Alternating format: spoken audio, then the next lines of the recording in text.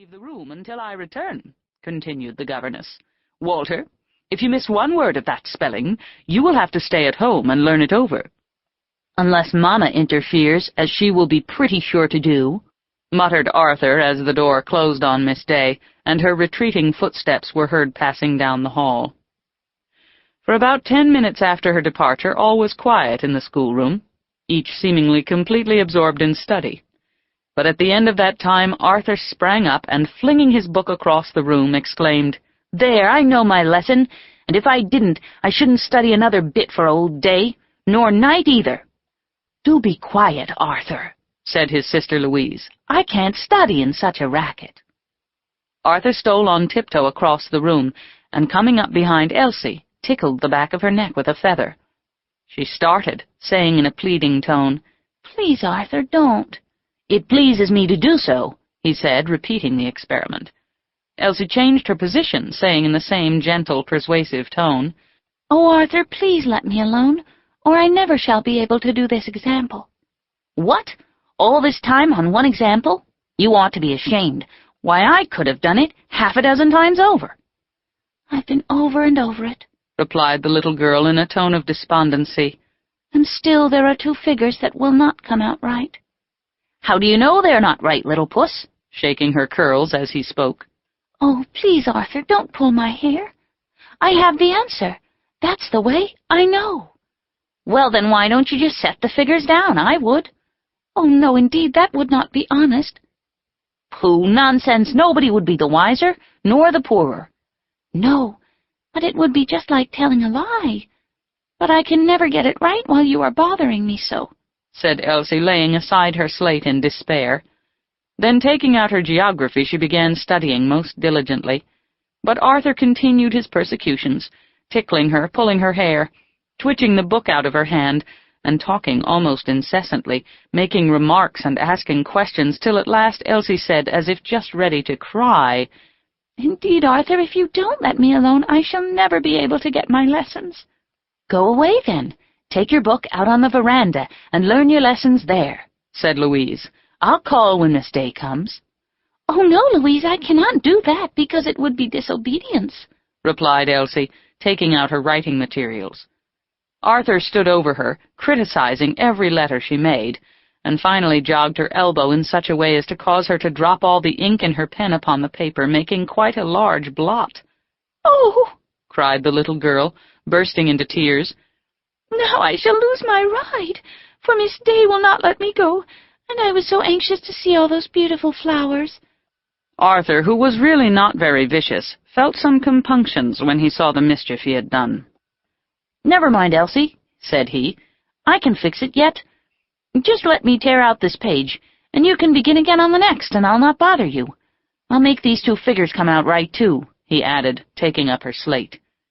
"Thank you, Arthur," said the little girl, smiling through her tears. "You are very kind, but it would not be honest to do either, and I would rather stay at home than be deceitful." "Very well, miss," said he, tossing his head and walking away. "Since you won't let me help you, it is all your own fault if you have to stay home." "Elsie," exclaimed Louise, "I have no patience with you. Such ridiculous scruples as you are always raising, I shall not pity you one bit if you are obliged to stay at home." Elsie made no reply, but, brushing away a tear, bent over her writing, taking great pains with every letter, though saying sadly to herself all the time, "It's no use, for that great ugly blot will spoil it all." She finished her page, and excepting the unfortunate blot, it all looked very neat indeed, showing plainly that it had been written with great care. She then took up her slate and patiently went over and over every figure of the troublesome example, trying to discover where her mistake had been. But much time had been lost through Arthur's teasing, and her mind was so disturbed by the accident to her writing that she tried in vain to fix it upon the business at hand. Before the 2 troublesome figures had been made right, the hour was past, and Miss Day returned. "Oh," thought Elsie, "if she will only hear the others first, I may be able to get this, and the geography ready yet, and perhaps if Arthur will be generous enough to tell her about the blot, she may excuse me for it." But it was a vain hope. Miss Day had no sooner seated herself at her desk than she called, "Elsie, come here and say that lesson, and bring your copybook and slate, that I may examine your work." Elsie tremblingly obeyed. The lesson, though a difficult one, was very tolerably recited, for Elsie, knowing Arthur's propensity for teasing, had studied it in her own room before school hours. But Miss Day handed back the book with a frown, saying, "I told you the recitation must be perfect, and it was not." She was always more severe with Elsie than with any other of her pupils. "There are 2 incorrect figures in this example," said she, laying down the slate after glancing over its contents. Then, taking up the copybook, she exclaimed, "Careless, disobedient child! Did I not caution you to be careful not to blot your book? There will be no ride for you this morning. You have failed in everything. Go to your seat. Make that example right and do the next. Learn your geography lesson over, and write another page in your copybook, and mind, if there is a blot on it, you will get no dinner." Weeping and sobbing, Elsie took up her books and obeyed. During this scene, Arthur stood at his desk pretending to study, but glancing every now and then at Elsie with a conscience evidently ill at ease. She cast an imploring glance at him as she returned to her seat, but he turned away his head, muttering, "It's all her own fault, for she wouldn't let me help her." As he looked up again, he caught his sister Laura's eyes fixed on him with an expression of scorn and contempt. He colored violently and dropped his gaze upon his book. "Miss Day," said Laura indignantly, "I see Arthur does not mean to speak, and as I cannot bear to see such injustice, I must tell you that it is all his fault that Elsie has failed in her lessons. She tried her best, but he teased her incessantly, and also jogged her elbow and made her spill the ink on her book. To her credit, she was too honorable to tear out the leaf from her copybook, or to let him make her example right, both of which he very generously proposed doing after causing all the mischief." "Is this so, Arthur?" asked Miss Day angrily. The boy hung his head but made no reply. "Very well, then," said Miss Day, "you too must stay at home."